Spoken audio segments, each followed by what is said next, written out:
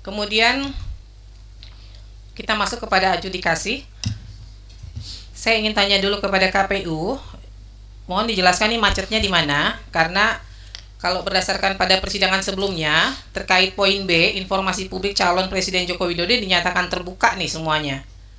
Nah, apa nih yang nyangkut nih? Tadinya saya berharap mediasi harusnya mencapai kesepakatan nih, karena semuanya dinyatakan terbuka, termasuk DKI Jakarta gitu loh. Silakan. Izin majelis, bahwa KPU dalam hal menyampaikan dokumen informasi yang dimohonkan itu melakukan prinsip kehati-hatian, dan akhirnya sudah dilakukan uji konsekuensi pada tanggal 25 November kita sudah melakukan uji konsekuensi, dan dihasilkan uji konsekuensi yang putusan uji konsekuensi tersebut adalah memberikan kepada pemohon, tetapi hanya dengan memperlihatkan saja bahwa dokumen informasi yang dimohonkan itu memang bersifat terbuka. Putusannya bersifat terbuka, tetapi ada hal-hal yang bersifat data pribadi. Oleh karena itu, dengan prinsip kehati-hatian tersebut, maka penyampaian melalui gradasi bahwa KPU sebagai badan publik itu melakukan penyampaian hanya ditunjukkan, tidak dapat didokumentasikan atau digandakan. Demikian Mas. 25 November kemarin baru berarti ya? Betul. Uji konsekuensinya. Betul. Ada di bawah nggak? Hasil uji konsekuensinya di bawah nggak?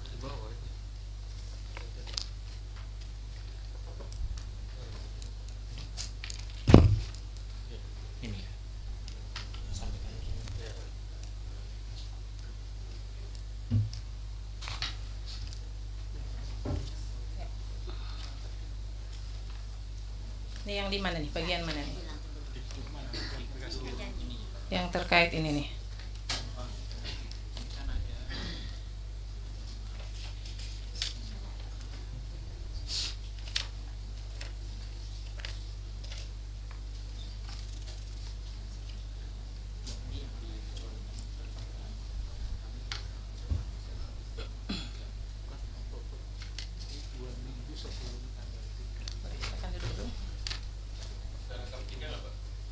Ada rangkapannya nggak? Nggak ada ya? Nggak ada. Coba Pak disampaikan ke biar semua majelis dan yang hadir tahu apa sih yang dikecualikan di dalam permohonan informasi di poin B ini. Apa yang masuk kategori pengecualian itu apa aja? Bahwa di pengecualian itu ada nomor kertas ijazah satu, nomor ijazah, yang ketiga nomor induk mahasiswa, tanggal lahir, tempat lahir, tanda tangan pejabat legalisir, NIP pejabat legalisir, tanda tangan rektor, dan kesembilan tanda tangan dekan fakultas. Nah, terhadap kesembilan informasi tersebut, maka elemen informasi tersebut, maka informasi publik sebagaimana dimaksud dalam diktum kedua dalam putusan 1075 dapat dibuka dengan memperlihatkan dokumen secara langsung kepada pemohon di ruang layanan atau di ruang yang disepakati, tanpa memberikan salinan, tanpa memperbolehkan pemotretan, perekaman, atau penggandaan. Demikian majelis.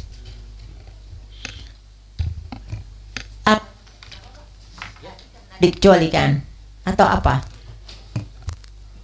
Awalnya dikecualikan, tetapi atas perintah majelis pada persidangan sebelumnya atas permohonan itu kami diminta untuk melakukan uji konsekuensi, dan pada tanggal 25 kami lakukan uji konsekuensi.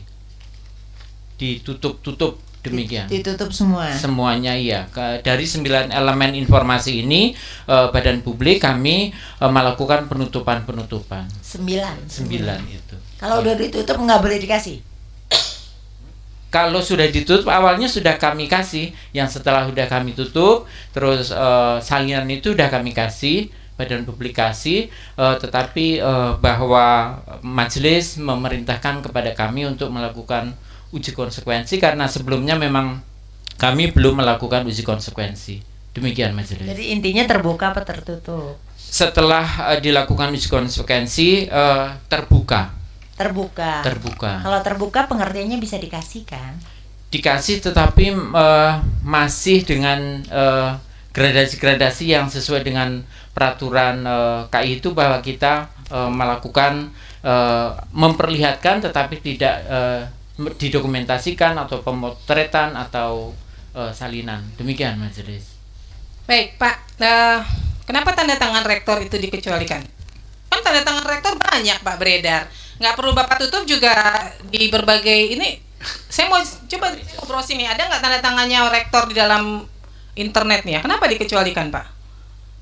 Apa yang menjadi dasar tanda tangan itu dikecualikan? Kan kalau dipalsukan, pemalsunya bisa digugat. Apa yang menjadi dasar? Coba pertimbangan KPU kemudian mengecualikan tanda tangan itu apa? Satu kali pencet aja Pak.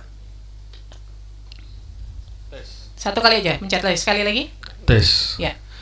Baik, izin Ketua dan anggota Majelis yang mulia yang kami hormati. Jadi sebagaimana yang tadi sudah disampaikan oleh rekan kami, bahwa pada dasarnya hasil uji konsekuensi yang dilakukan oleh KPU, PPD KPU, kemudian melahirkan hasil uji konsekuensi berupa keputusan KPU nomor 1075 tentang penetapan informasi berupa dokumen pencalonan presiden dan wakil presiden pemilihan umum berupa salinan ijazah sebagai informasi terbuka. Jadi basicnya hasil uji konsekuensi kemudian menyatakan bahwa informasi terkait dengan ijazah pencalonan terbuka. Karena ini kaitan dengan perdebatan pasal 18 ayat 2 yang kemudian huruf B-nya itu terkait dengan pengungkapan Terbuka posisi. semuanya? Ya, terbuka. Semuanya? Terbuka semuanya, dalam artian KPU kemudian memaknai pasal 18 ayat 2 yang kemudian juga mengharuskan adanya pengecualian atas pengecualian. Meskipun basicnya kalau kita lihat di Undang-Undang KIP, khususnya pasal 17 huruf H angka 5 terkait dengan catatan riwayat pendidikan, baik itu formal maupun non formal, yang kemudian juga bisa dimaknai ijazah, itu bentuk Pak, saya salah paham satu itu Pak, saya paham. dokumen Ini kan yang saya dikecualikan. membaca dari hasil uji konsekuensi yang dilakukan oleh KPU. Di situ dikatakan pada diktum kedua bahwa informasi publik terbuka dan dapat diakses oleh publik yang mengandung materi dikecualikan. Berarti 9 poin ini kan dikecualikan, benar kan? Ya kan? Basicnya Iya kan? dikecualikan. Maka tadi saya tanya, terbuka semua. Tadi dijawab semua. Kalau terbuka semua berarti tidak ada yang boleh ditutupi. Ternyata kan mengandung materi yang dikecualikan nih. Pertanyaan saya baru bertanya 1 poin nih dari 9 atau 2 poin. Kenapa tanda tangan rektor dan tanda tangan dekan menjadi informasi yang dikecualikan? Apa yang menjadi pertimbangan? Izin yang mulia, jadi sebagaimana yang tadi kita sampaikan bahwa basicnya berdasarkan Undang-Undang KIP pasal 17 ayat. Emang ada Pak di Undang-Undang KIP terkait tanda tangan? Bukan, terkait dengan ijazah, dokumen ijazah, catatan riwayat pendidikan, baik itu formal maupun non formal, itu sebagai informasi yang dikecualikan karena menyangkut terkait dengan kapabilitas rahasia seseorang pribadi. Tapi kan Bapak harusnya mengacu ke pasal 17, pasal 18. Di situ ada dikatakan maka pejabat dari negara. itu kemudian kita mengacu pada pasal 18 ayat 2 yang menghasilkan keputusan atau uji konsekuensi ini. Betul. Jadi dokumen ijazah itu kemudian dapat dibuka oleh kepada pemohon informasi dengan catatan kita menggunakan pasal 4 Undang-Undang KIP terkait dengan hak-hak pemohon dalam memperoleh informasi. Pak, ini ya, Bapak mengecualikan satu dokumen ijazah ini Bapak nyatakan terbuka. Tapi di situ ada materi yang akan dihitamkan. Salah satunya adalah tanda tangan rektor. Maka Bapak harus melakukan kajian. Kenapa tanda tangan rektor menjadi informasi yang dikecualikan? Terbuka. Ini terbuka mengandung materi yang dikecualikan, Iya, Bapak bilang? basicnya terbuka. Iya. Yang kemudian sebelumnya mengandung informasi yang dikecualikan. Nah, sekarang boleh diakses seluruhnya? Boleh diakses seluruhnya. Namun Seluruhnya? karena pasal 18 ayat 2. Tapi kemudian KPU juga mengasih catatan yang selanjutnya, cara untuk memperoleh informasi tersebut itu hanya dapat melihat dan diketahui Pak, saja. kalau terbuka ngapain Bapak lakukan uji konsekuensi, Pak? Uji konsekuensi itu dilakukan untuk informasi yang Bapak nyatakan dikecualikan. Baik, izin yang mulia, uji konsekuensi yang sebelumnya kita lakukan itu atas perintah Majelis KIP yang kemudian memerintahkan kita dalam persidangan untuk melakukan uji konsekuensi yang sebelumnya tidak dilakukan. Seandainya informasi itu Bapak nyatakan dikecualikan, kan sekarang Bapak nyatakan terbuka. Kalau terbuka nggak perlu diuji, Pak. Yang diuji itu ketika mengandung informasi yang dikecualikan. Jadi saya bingung nih. Ini yang hadir uji konsekuensi juga sampai segini banyak juga. Nih, yang saya membaca dokumen uji konsekuensi, berarti yang akan saya temukan di sini adalah informasi yang dikecualikan oleh KPU. Kalau informasi terbuka, Bapak harusnya masukannya di DIP, bukan di sini, Pak. Siap Yang Mulia. Ini saya bingung nih jadinya membacanya nih. Ya. Nah, Sekali lagi, sekarang oke, saya balik ke substansi nih. Berkas pendaftaran, saya satu-satu ya. Berkas pendaftaran termasuk salinan legalisir ijazah terakhir yang digunakan oleh calon Presiden Joko Widodo saat mendaftar sebagai pasangan calon. Ini KPU punya semua dokumennya?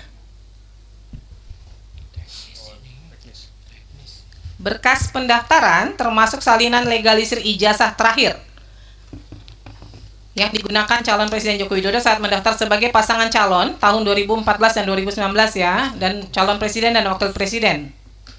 Punya semua dokumennya? Ada majelis. Ada ya? Ya, Nah, ini dinyatakan terbuka kan? ya terbuka. Berarti semuanya bisa diakses? Bisa. Semuanya? Iya. Tidak ada yang ditutupin? Iya. Oke. Kemudian informasi mengenai pihak atau lembaga yang melakukan legalisasi terhadap ijazah tersebut.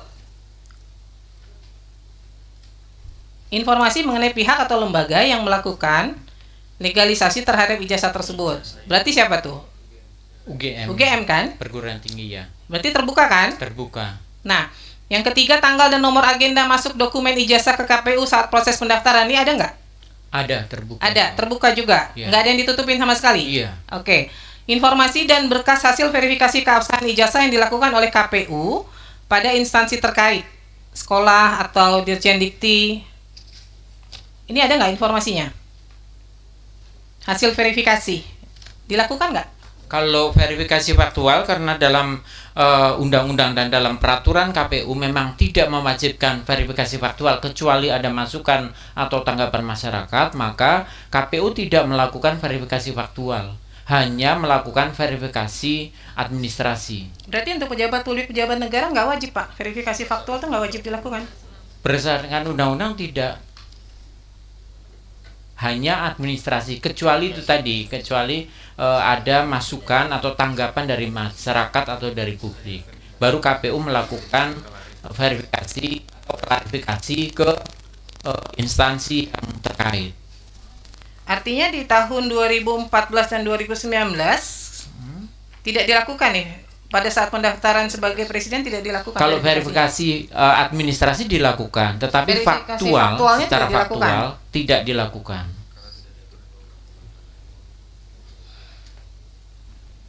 Memang nggak ada ya ketentuan PKPU-nya? Tidak ada. Di undang-undang pemilu Nggak ada. juga tidak ada.